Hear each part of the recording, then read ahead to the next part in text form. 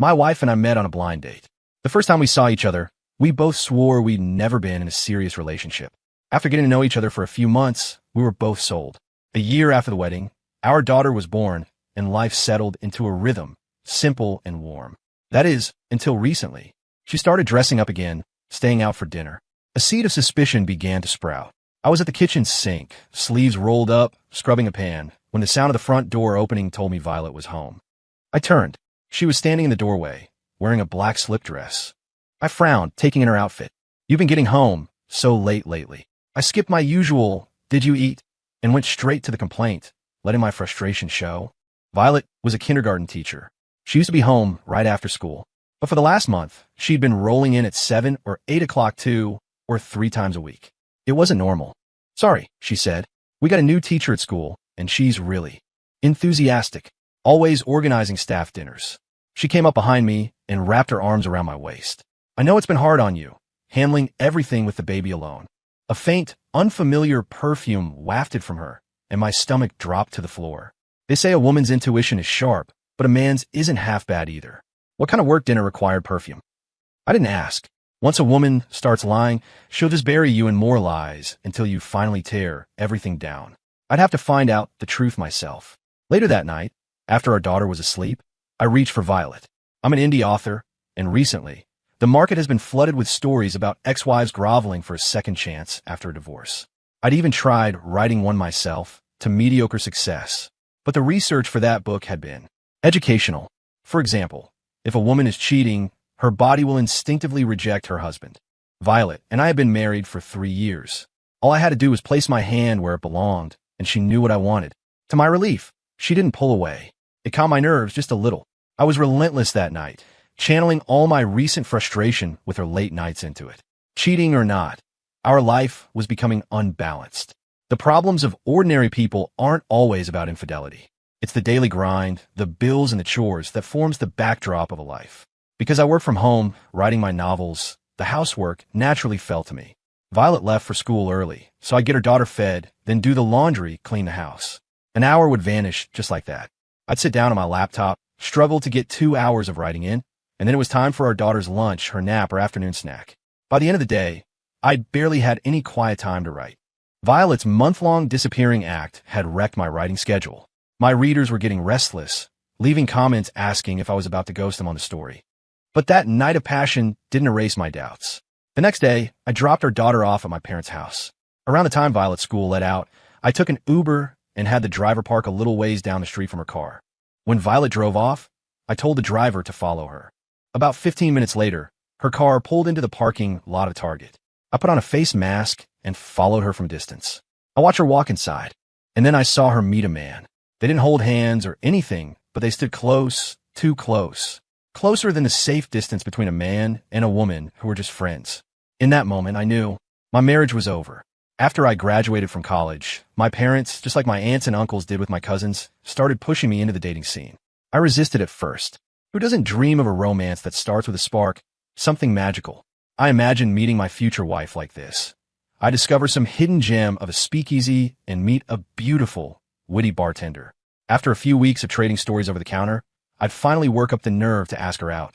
She'd mix me a drink called The Last Word, lean in, and whisper, "If you can walk out of here straight after drinking this, I'll take you for a late-night steak dinner." I'd confidently down the cocktail, only to wake up the next morning realizing it was all just a dream. So I caved. I went on a blind date. My first and only setup was with Violet. She was 3 years older than me, 25 to my 22. They say an older woman knows what she wants. She looked like a classic good girl, pretty in a way that made you look twice in a crowd. The 3-year gap was nothing. I still remember the first thing I said to her. "My parents basically forced me to be here." She gave a shy smile.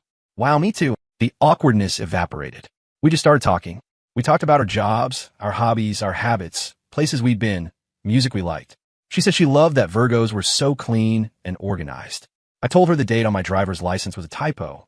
I was totally a Virgo. She said she'd never really dated anyone, and this was her first blind date. So, she was nervous. I said, "Same here," while secretly celebrating inside. As a guy who'd never been with anyone, I admit I was hoping for the same in a partner. Call me old-fashioned, but it mattered to me. The conversation with Violet was so easy that I wanted to see her again. Besides, if this didn't work out, It was just back to the endless parade of setups.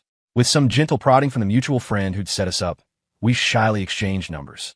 Having zero dating experience, the next day I was on Google searching how to ask a girl out, ways to impress a girl, dating tips for clueless guys. I did my homework. We saw each other for a few months and got along great. With both our families pushing for a wedding, we got engaged after 6 months. Right before the engagement party, during her winter break, I invited her on a trip to Napa Valley. During that trip, she became mine. That little smudge of red on the white hotel sheets put all my anxieties to rest. I thought we'd be this happy forever. I trailed them through the aisles of Target, watching them fill a cart with household supplies. I didn't rush in to make a scene. Not yet. I stayed back, discreetly taking photos with my phone. I didn't know if they'd hold up in court, but they would be enough to prove to her parents that Violet was the one who had betrayed our marriage. When they had paid and were heading for the exit with their bags, I made my move. I tripped right as I passed the other guy, sending him sprawling to the ground. Then I planted my foot on his chest and yelled, "Somebody help. This guy's messing with my wife." Immediately, a crowd of onlookers gathered, mostly older folks with nothing better to do. A few of them already had their phones out recording. Violet recognized my voice. "Frank," she shrieked, "get off of him." I shoved her away. "Stay out of this." My rule about not hitting women only applied when I was in love with them. The man on the ground struggled to get up. I grabbed one of the shopping bags and dumped its contents, soap, sponges, laundry detergent, all over him. Then I grabbed Violet by the arm and dragged her out of there. Sometimes I miss the old days. The Wild West. Cheaters got what was coming to them. Now, if you so much as slap the guy, you risk getting arrested. A solid punch could land you in jail. That's why I chose a public place.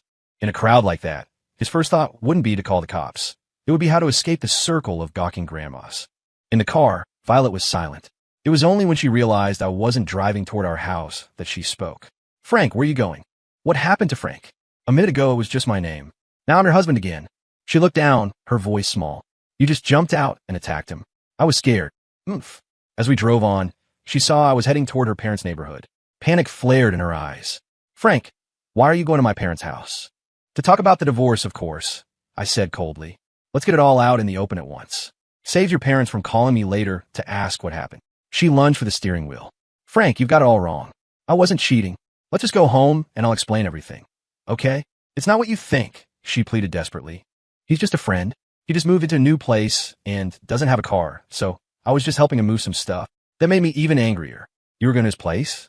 The two of you, alone in his new apartment?" The imaginary green glow above my head felt blinding. "If you want to die, grab the wheel again. We'll crash, and this will all be over," I snarled, seeing a red light ahead with no cross traffic. I gunned it and blew right through the intersection. The car was in her name anyway. The ticket would be her problem. That stopped her. She shrank back in her seat, continuing to plead her case from a safe distance. "Violet," I said, my voice ice, "you lied to me about work dinners. You were out shopping with another man. You were going to his house. Do you think I'm a complete idiot? I'm telling you, unless that man is your parents' long-lost secret son, this marriage is over. And if he is, he better be at the clinic with you tomorrow for a paternity test, with me watching. Being a writer gives you a wild imagination." I was furious, but marriage isn't simple, especially with a child involved. Kids from broken homes have it rough. If there was some crazy 1 in a million chance she wasn't cheating, I was willing to kneel on a bed of nails and apologize. But she just fell silent again, and that told me everything. In a matter of minutes, we were parked in front of her parents' house. "Frank, please, let's just go home," she begged. "I swear to you, I didn't cheat. If I did, I hope I dropped dead." She was genuinely desperate now, resorting to curses and oaths, and my heart turned completely to stone. Her reaction told me my crazy misunderstanding scenario was just a fantasy. I'd known her for years. Her parents were decent, principled people. If they found out Violet had cheated, all hell would break loose in their family. But what did that have to do with me anymore? I wasn't the one who had messed up. Why should I be the one to suffer in silence? I got out of the car. Violet scrambled out after me, grabbing my arm, trying to pull me back. But a man's strength is a man's strength. I shook her off, my voice a low, sharp command. "If you want every one of your parents' neighbors to know what you've been up to, just keep making a scene." That worked. She let go, slumping like a defeated fighter, her eyes filled with sorrow. We went upstairs. Her father greeted me warmly when he saw me, though his face fell a little when he realized our daughter wasn't with me. With more families having only one child these days, a granddaughter from a daughter is just as precious as one from a son. "Mr. Hayes," I said, cutting straight to the point. I'm divorcing Violet. No preamble, no softening the blow. I just dropped the bomb. Her parents stared at me, stunned. Why? Did you and Vi have a fight? Her father asked. Every couple has disagreements. You can't just. Her mother began, their first instinct to play peacemaker. I had no patience for it. I cut them off. Violet cheated on me. I showed them the video on my phone, the two of them in Target, looking like a couple. For the last month, Violet has been telling me she's working late, going to staff dinners. In reality, she's been with this man. I didn't. Violet cried out from the side. And then my father-in-law slapped her across the face. Hard. The sudden violence stunned me. I'd expected him to yell at her, to try to talk me down, but I never imagined he would hit her. A thought flashed through my mind. Sir, I said, do you know this man? Her father didn't answer, but her mother spoke up. Frank, that man is one of Violet's old high school classmates. Violet is a good girl, she pleaded. Maybe she was foolish and got a little too close to him, but I promise you, she's not the kind of woman who would cheat. Violet rushed to my side, grabbing my hand. Honey, please believe me. I really didn't cheat. We just haven't seen each other in years. He got transferred here for work and doesn't know anyone, so I was just helping him move. I didn't tell you because I was afraid you'd get the wrong idea. Oh, you're so kind. I sneered, my voice dripping with sarcasm. Neglecting your own daughter to help another man move. For a whole month. That story makes me want to puke. You know what? I'm done with this, I said, shaking my head. Tomorrow morning, 9 a.m. at the courthouse. We're filing for divorce. The house was mine before we got married, so it's mine. As for assets, we each take a car. The money your parents gave you as a wedding gift is in your account. You keep it. Don't even think about anything else. I won't even ask for child support for our daughter. From now on, it's best if we never see each other again. Just looking at you makes me sick. I turned and stormed out. And stay here tonight. If I go home and see your face, I can't guarantee I won't get violent. I slammed the door behind me. I heard my father-in-law start to say something, but it ended in a long, heavy sigh. The next morning, at the county courthouse, Violet showed up with the other man. Her eyes were red and swollen the moment she saw me. She must have called and texted me all night. I'd only sent one reply. If you're not there tomorrow, I'll make sure every single one of your relatives knows you cheated. Then I put my phone on silent. Honey, please, let's not do this, she begged. I brought Cole here. I swear, nothing happened between us. I wanted him to explain it to you himself. She was so distraught she looked like she was about to drop to her knees. I almost laughed out of sheer rage. Violet had truly lost her mind, daring to bring her lover right in front of me. He should be thanking the legal system that I couldn't just stab him. Cole Gardner reached out to help Violet up. I shot my hand out and grabbed his wrist, squeezing with all the strength I had. After Violet and I are divorced, you can do whatever you want. But right now, she's still my wife. Don't you dare touch her in front of me. Cole rubbed his wrist, a flicker of resentment in his eyes, though his face still wore a mask of gentle remorse. A small scrape from yesterday's fall was visible on his cheek. You're divorcing Violet because of me, aren't you? He said softly. I never wanted to break up your family. I was Violet's first love, he continued, his voice oozing sincerity. We were together for a little while in high school, but we broke up after graduation and lost touch for almost 10 years. We ran into each other by chance recently. I just bought a place, and since I don't have a car, moving has been tough. Violet was just being kind and helping me out. I honestly never thought it would cause you two to divorce. I came here today specifically to clear things up. I won't bother you or Violet again. He even gave a little bow. Anyone who didn't know the situation might actually think he was a decent guy. Honey, Violet said, her eyes filled with hope. A small crowd was starting to gather near the courthouse entrance. I didn't want to be the main attraction. I pulled Violet aside. Violet, I said, my voice serious but calm. The most important thing between a husband and wife is trust. The moment I found out you lied to me, that trust was gone. I'm only 26.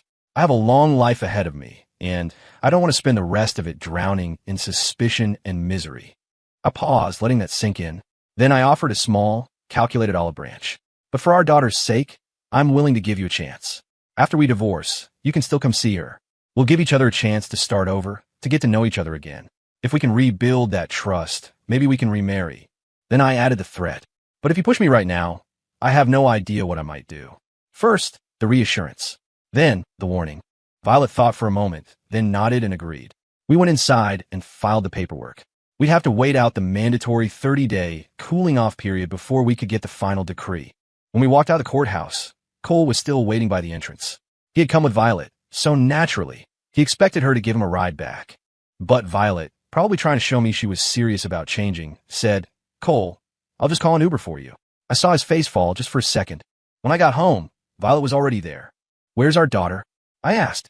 She's at my mom's. Frank, she said hesitantly. Can we still live together? She rushed to explain. It's not easy for you to take care of her alone, and your mom's getting older. We can't have her watching the baby all the time. I hesitated. My family had done well. We sold some land to a developer years ago, netting 5 houses and a few million in cash. My share of the rental income alone was about $50,000 a year, and my writing brought in another $100,000 or so. In our town, we were more than comfortable. Violet, with her tenured teaching job, made about $70,000 a year, including bonuses. But hiring a full-time, live-in nanny would be a huge expense, at least $12,000 a month, and there was no guarantee they'd be good. You hear too many horror stories about nannies abusing kids when the parents are away. Plus, I hated the idea of a stranger in my house. It was true that having Violet around was the safest option for our daughter. My dad still worked, and my mom's bad back meant she could only handle the baby for a day or two at a time. If I had to take care of her full-time myself, my writing would stop, and my income would dry up. The rent money was enough for me to live on, but our daughter's standard of living would take a hit. You can stay, I finally said, but from now on, we sleep in separate rooms. Okay, she agreed without argument. One more thing, I added, give me Cole Gardner's work address and home address. Her face changed, and she looked nervous. What do you want that for? I let out a cold snort. So that the next time you're out messing around, I know where to find you, at his company and at his home. She hesitated. I pressed my advantage. What? Are you actually planning to keep seeing him? That did it. She immediately gave me all the information. To make me believe her, she explained that Cole used to work in a big city where housing was too expensive. His family was pressuring him to get married, but he couldn't afford a place or find a suitable partner there. So he moved back here, bought a house, and she was simply acting as his driver a few times. She swore they hadn't crossed any lines. Sometimes, I just don't get how a woman's mind works. If you don't love your husband anymore, just ask for a divorce. Be civil about it. If you care about your family, then why are you sneaking around with another man? Lying to your husband to hang out with some other guy, and then saying it's nothing. Who, besides a complete doormat, would ever believe that? It's just crazy. I didn't go pick up my daughter. Instead, I want to find my cousin Rick. Every family has one. That relative who's basically allergic to work and still mooching off his parents. His dad is my grandma's brother. Rick's in his early 40s, spent his youth gambling, and is still living at home. I found him and laid it all out. I wanted his help teaching Cole Gardner a lesson. After I explained the situation, he was immediately on board, ready to help me get revenge. I wasn't about to screw over family, so I made him an offer, $2,000 for his trouble, and if he got into any legal trouble, another $5,000. He didn't refuse. We both put on masks and headed straight for Cole's office. Big corporations usually have tight security, but clearly, Cole's company wasn't one of them. We found him at his desk. According to the nameplate, he was an operations manager. My cousin Rick walked right up and swept everything off Cole's desk, computer, papers, coffee mug, sending it all crashing to the floor. Then he roared, "Come and see, everyone. We got a homewrecker here." Even with the mask on, Cole recognized me. He looked completely shocked. The idiot probably thought his little display of fake remorse at the courthouse meant I'd let him off the hook. Anyone who knowingly hangs out alone with a married woman is not innocent. As his colleagues started to gather, Cole panicked. His job was on the line. He lunged forward, trying to clamp a hand over my cousin's mouth. Rick, a veteran of countless bar brawls, expertly turned his head so it looked like Cole had slapped him. "You dare hit me?" Rick yelled, then drove a fist straight into Cole's stomach. Having been a brawler for decades, my cousin knew exactly where to hit to cause maximum pain while ensuring the injury would be classified as minor in a police report. Cole doubled over, gasping for air. My job was to run interference. I stepped in front of the people trying to rush to Cole's aid, waving my arms frantically. "Stop! Stop! Don't fight!" I shouted, effectively blocking their path. The commotion finally brought out Cole's boss, a stern-looking middle-aged man. The sternness, however, was reserved for his employees. "What is going on here?" he demanded. "Boss, it's a misunderstanding," Cole choked out. I wasn't about to let him off the hook. "This guy seduced my wife," I announced as boss. "I'm here to settle the score." "What do you want?" the boss asked me. I shook my head slowly. "I haven't decided yet. But see, I'm a landlord. I don't have a job to go to. I've got all the time in the world. I could come here every day and yell at him. I could put up banners downstairs. Maybe I'll stop when I'm not angry anymore. Who knows when that will be?"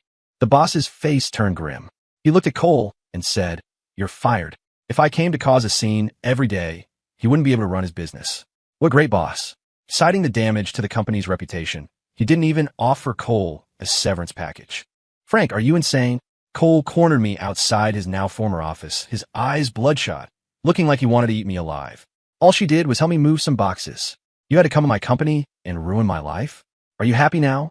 Are you proud of yourself? He'd been with that company for nearly 7 years. He fought hard for the chance to manage this new branch in his hometown, and his ass had barely warmed the chair before I got him fired. Cut the crap, I shot back. You asked another man's wife to help you move? Who the hell do you think you are? How about you have your future wife come over and clean my house for me? Oh, that's right. I heard from Violet you're too broke to get a wife, so you have to resort to seducing other people's. You just wait, he snarled. I'm not letting this go. You brought someone to assault me. I'm calling the police. He dialed 911, and the police arrived shortly. At the station, Cole claimed that my cousin and I had stormed in and attacked him. I countered that he had seduced my wife, that I had only come to yell at him, and that he had thrown the first punch. My cousin Rick claimed he was just there to back me up, afraid I'd get bullied. Cops are human too. When they heard Cole had been messing with a married woman, the way they looked at him changed. But they had to follow procedure.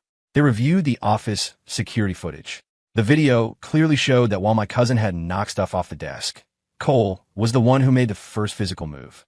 I was just standing off to the side, trying to break it up. Next came the medical examinations. Cole had minor bruises. My cousin Rick, however, had taken a punch to the nose, resulting in a fractured nasal bone. A minor fracture, but technically a more severe injury than Cole's.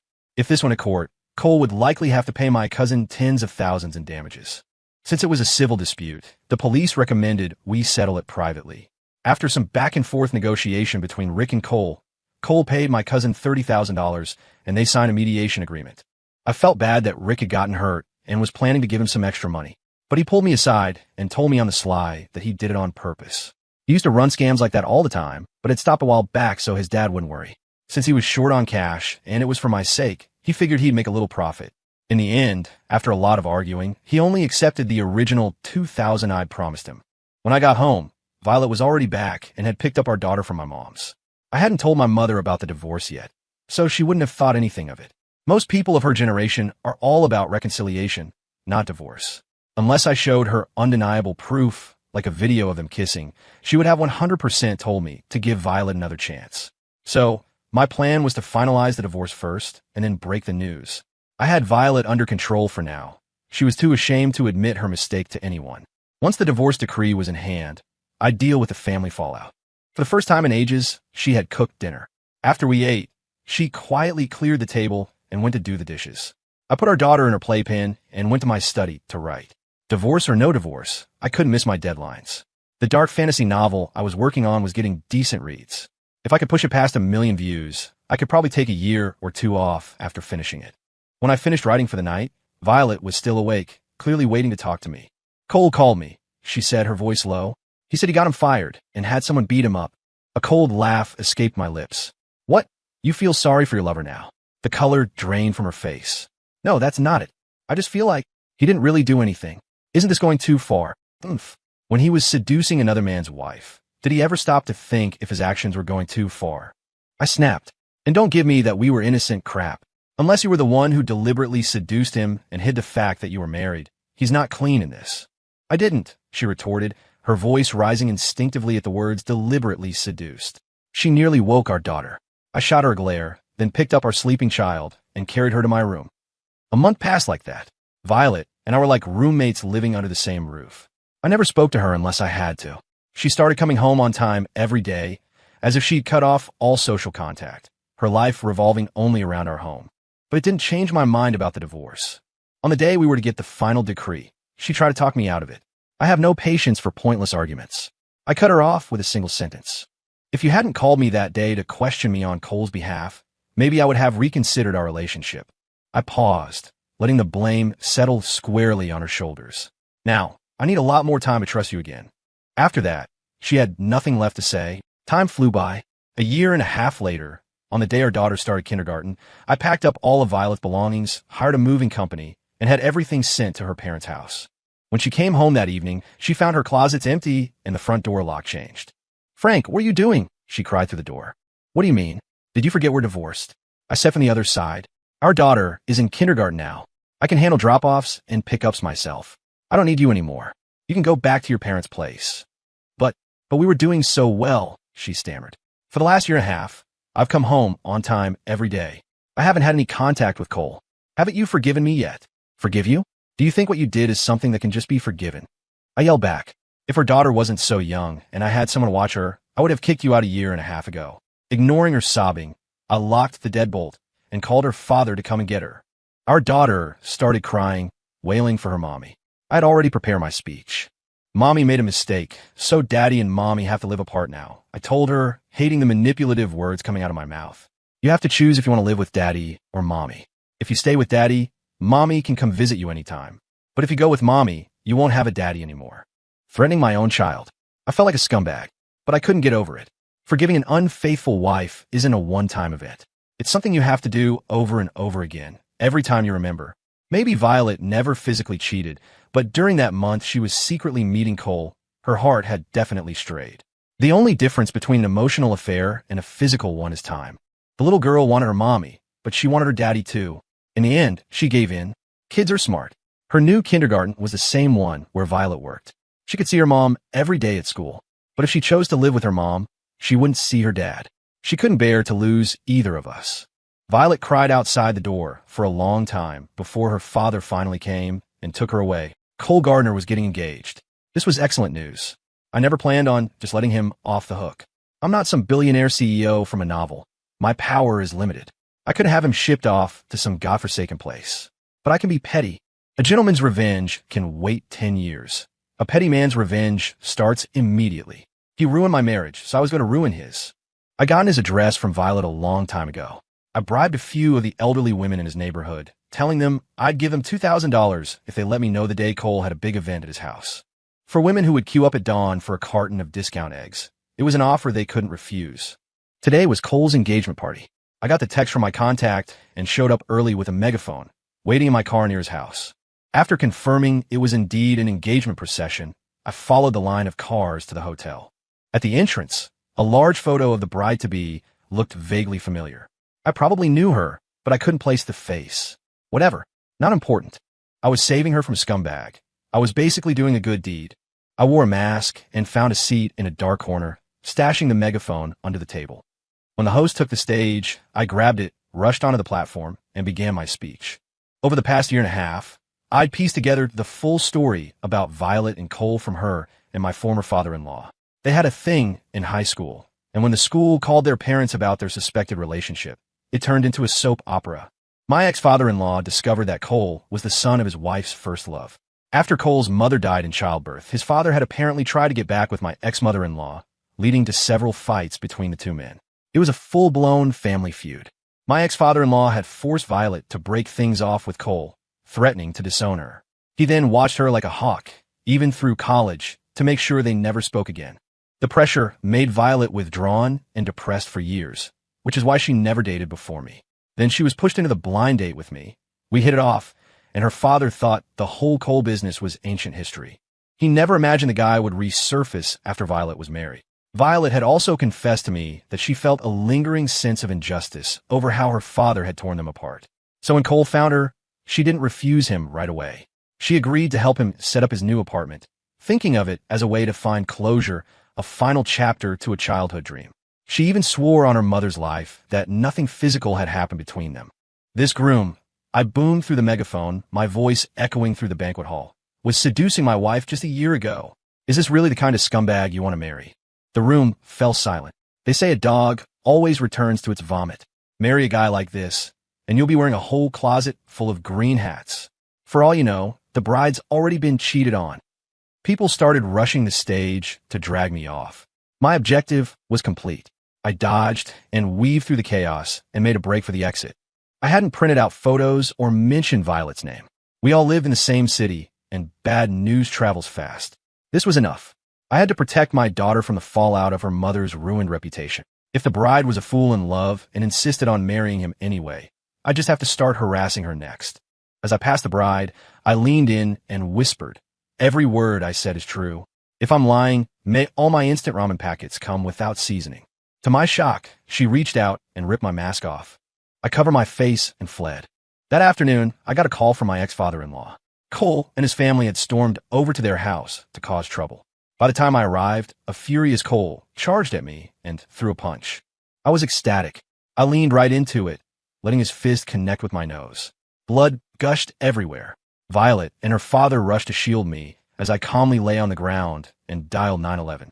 After a trip to the ER and a formal police report, a few months later, I was $30,000 richer from the assault settlement, and Cole Gardner was the proud recipient of a 1-year stay in the county jail. With Cole behind bars, I finally felt like I had exhaled a breath I'd been holding for 2 years.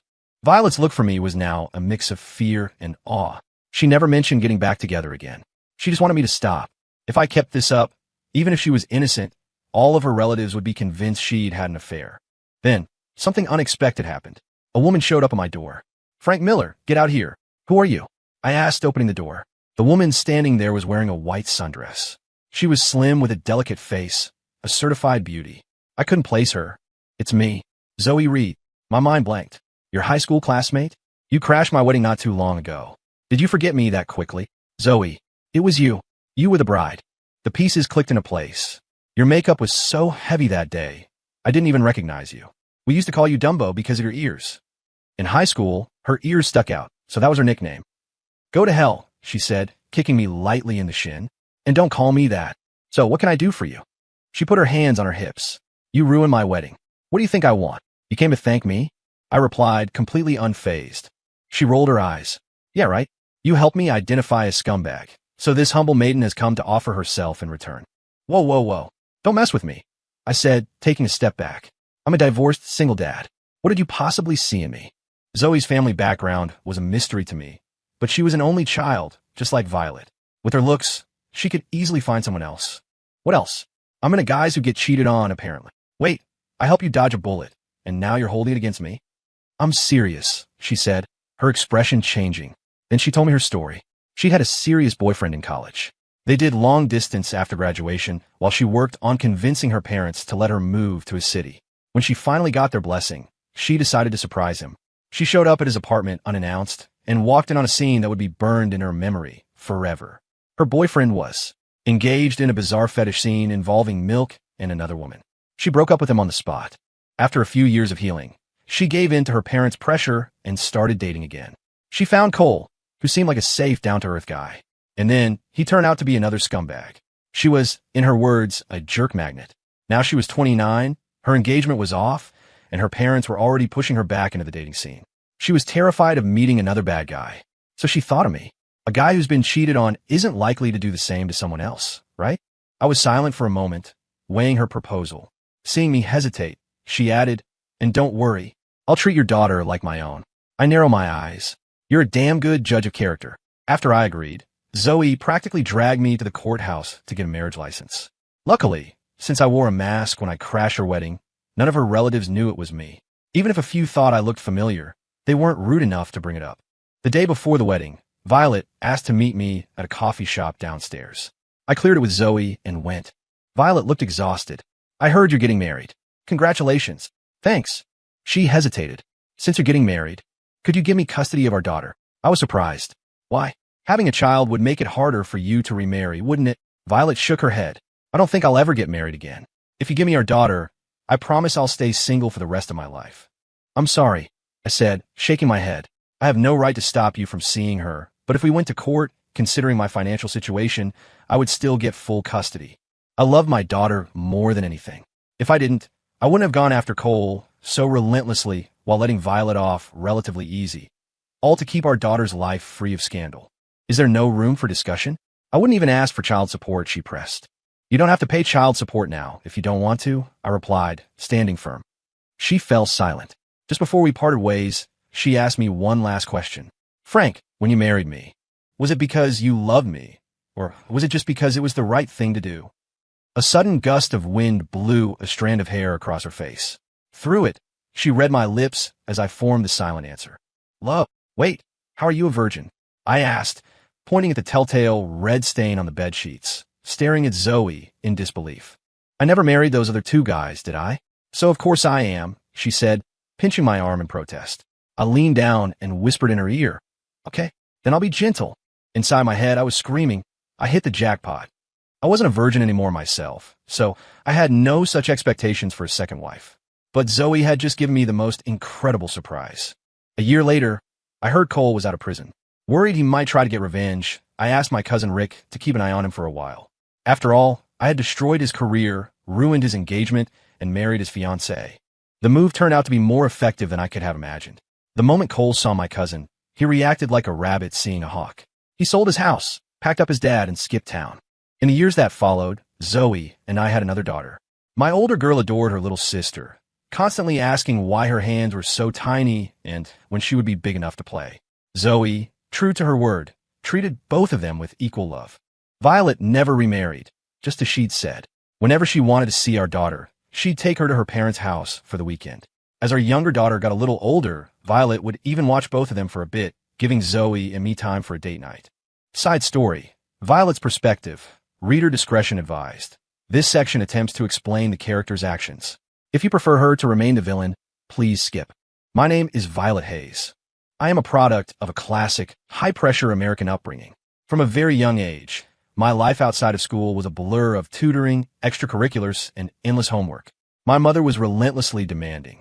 If I made it into the top 10 of my class, she'd push me to be number one. When I became number one in the class, she wanted me to be number one in the entire grade. I went through the classic stages: resistance, rebellion, failed rebellion, compromise, and finally, numbness. That pretty much sums up my life before my senior year of high school. When it came to college applications, my parents were more invested than I was. My mother's mantra was a constant refrain in my ears: just study hard, get into a good school, and then your life will be easy. She repeated it so often the words lost all meaning. Every time I'd snap that she was distracting me, she'd sigh, fine, I won't say another word. You're all grown up now, you get annoyed when I say anything. And then, the next day, and the day after that, the mantra would continue. The pressure of senior year was already immense. My parents' expectations were the final straw, pushing me to the brink of a breakdown. That's when Cole Gardner appeared. One day, I was just sitting in the empty classroom after school, unable to bring myself to go home.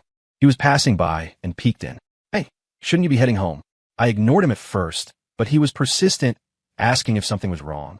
Under his gentle questioning, and because I desperately needed an emotional outlet, I poured out all my frustrations. He was a patient listener, quietly hearing me out and offering some comforting words. I felt much better afterward. As we parted, he told me I could always find him if I felt down again. I needed that outlet so badly. In the weeks that followed, I would occasionally seek him out to vent. When a teenage boy and girl spend that much time together, a certain ambiguity is bound to develop. I sensed he was developing feelings for me.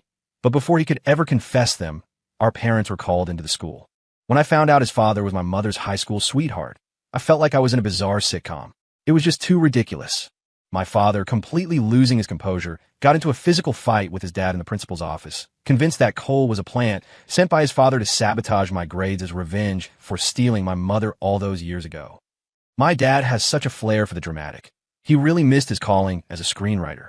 From that day on, my father guarded me like a hawk, ensuring Cole and I never had a chance to speak again. Under his intense pressure, my romance ended before it even began. That's why, when I met Frank, I told him I'd never really dated anyone. It was the truth. I got into a good university, and my parents were ecstatic. When other parents praised their parenting skills and asked for advice, they beamed with pride. They would then eagerly share their philosophy of tough love and high expectations. I often wondered if any of those poor, unlucky parents actually took their advice. I'd say a silent prayer for their kids. I was happy too. No more endless tutoring, no more mountains of homework. My dad even gave me a generous allowance to go on a trip that summer. He insisted I couldn't leave the state, worried for my safety, but compared to the previous 15 years of my life, it felt like paradise. As it turned out, I was celebrating too early. My 4 years in college were relatively pleasant. My mom would call frequently to remind me not to get a boyfriend, and my dad would show up once a semester to check in, but none of it could dampen my enjoyment of college life. Who needed a boyfriend anyway? My dorm bed was comfortable, the food court near campus was amazing, and I was perfectly happy on my own. At the end of my junior year, I decided I wanted to stay in the city where I went to college, get a job, and maybe, just maybe, climb the corporate ladder and become a successful career woman. I felt I owed it to myself after all those years of hard work. The ideal was beautiful, but reality was harsh. The moment I told my parents my plan, They took an overnight train to see me and spent the entire time persuading me to abandon the idea. They wanted me to come home after graduation and become a teacher. They brainwashed me with their iron rice bowl theory, the idea that a stable, tenured job is the ultimate goal. There are moments when you're so speechless, you can only be speechless. If my ultimate goal was to become a teacher, what was the point of all that hard work? I could have gone to a less competitive school and still become a teacher. Did I get into a top university just so they could have bragging rights? It turned out, yes, that was exactly it. You'll be free after you get into college is the biggest lie parents tell their children. Those 4 years were just a temporary furlough from the prison of their expectations. Unless you have the courage to cut off all ties with your parents, it's nearly impossible to escape the influence of your family of origin. And I, quite clearly, did not have that kind of courage. I did as my parents wished. I finished my degree and got my teaching certification for a kindergarten position. I could have been a high school teacher, but my mother vetoed it, saying it was too stressful and would make it impossible to take care of a family once I got married. At that moment, I felt like I was right back in high school, being manipulated by my parents. Just like with the tutoring, they never asked if I wanted it. As long as they thought it was a good idea, that was all that mattered. Once the job was settled, the next step was marriage. I was terrified of it. My parents were the picture of a happy couple in public, but at home, they constantly bickered over the smallest things. After putting it off for as long as I could, I finally caved under the pressure from my entire extended family. Aunts and uncles all became matchmakers, telling me that a woman's value on the dating market drops as she gets older, that my mom knew best, and that refusing to go on a blind date was as good as committing a mortal sin. So, I compromised again. I'd been compromising my whole life. What was one more time? When I found out my blind date was a community college graduate whose family had gotten rich from a land sale, I immediately pictured a crude, uncultured nouveau riche type. But in my mother's eyes, he was the perfect match. First, his family was wealthy. A net worth of a couple million in our small town meant you were set for life. Second, his lower education level meant that I would obviously be the one in charge of the household. I had no idea how she came to that conclusion. A lack of a degree doesn't mean a lack of intelligence. When we met, perhaps because my expectations were so low, my first impression of Frank was surprisingly good. He was handsome in a gentle, bookish way, about 6 feet tall, with a solid build and black frame glasses. He was nothing like the slob I had imagined. I think I'll remember that moment for the rest of my life. He sat across from me, looking a little shy, scratching the back of his head as he confessed that his dad had forced him to be there. In that instant, I felt a wave of kinship. I had found my comrade in arms. Once the ice was broken, we couldn't stop talking. The more we talked, the more we realized how many hobbies we shared.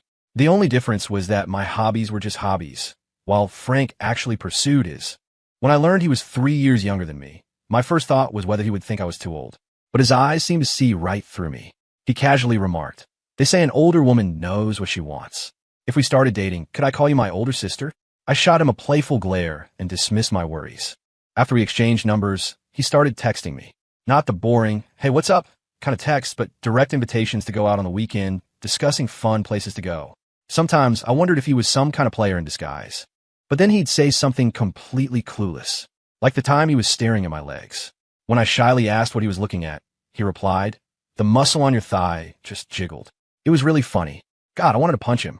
In the 4 months we dated, I think I went out more than I had in the previous 20 years combined. I truly fell in love with him. I didn't even refuse him when he wanted to take our relationship to the next level. Unfortunately, we were both complete novices. The moment I cried out in pain, he would freeze, too scared to move. We tried a few times, but he never managed to get further than some awkward fumbling. But good times are always fleeting. After a few quiet months, my parents started their meddling again. They wanted to know how things were going with Frank. When I told them we were serious, they pushed me to ask him when he planned to marry me. At their insistence, I texted Frank. He replied that it was up to me. If I want to get married soon, we could do it the next year, since you had to book venues so far in advance. If I wasn't in a hurry, we could wait until the year after. I was both happy and sad. Happy because he was a responsible man who wasn't just playing around. Sad because I knew my parents would never agree to wait another year. I cherished our dating life and didn't want it to end so soon. But I had no choice. I relayed my parents' wishes to Frank, a meeting between our families to discuss a wedding date. He readily agreed. Just before winter break, we took our first and last trip before the engagement. We went to the mountains in Colorado, and in a cozy cabin in a town with a ridiculously romantic name, I gave myself to him completely. He whispered mischievously in my ear, over and over, I want to be your knight in shining armor. Writers really do have a way with cheesy lines. After the engagement came the wedding planning. Engagement photos, wedding planners, dress fittings, a whirlwind of tasks that left no time for fun trips. My heart felt a little empty.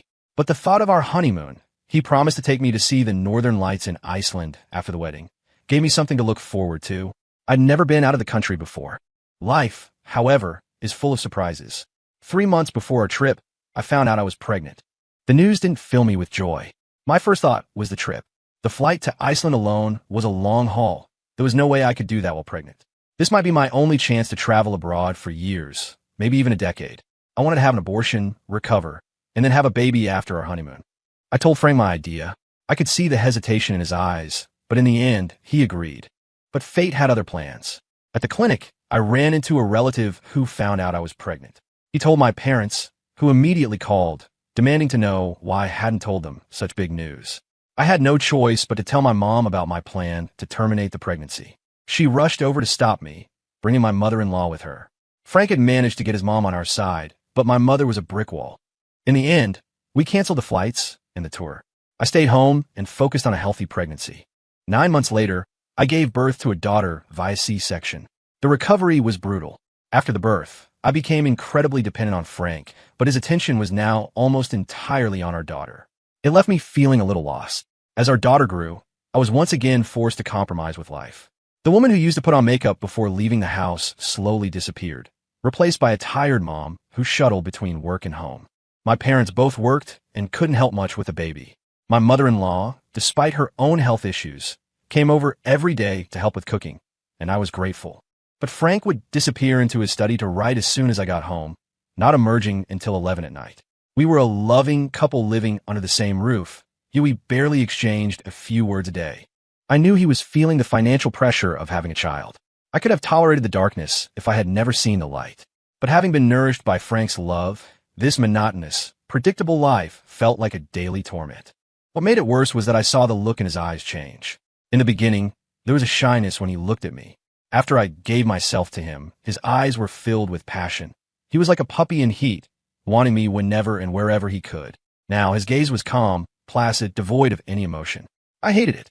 I wanted his fiery love, not a partnership that felt like we were just roommates co-parenting. So, I stopped going straight home after work. I went to the mall to buy new clothes, got my hair done, invested in skincare. I wanted to see that look of awe in Frank's eyes again. I never expected to run into Cole Gardner. It had been years, and I had almost forgotten about him, but he recognized me instantly. He had changed a lot. The biggest difference was his eyes. They no longer had that innocent high school glint.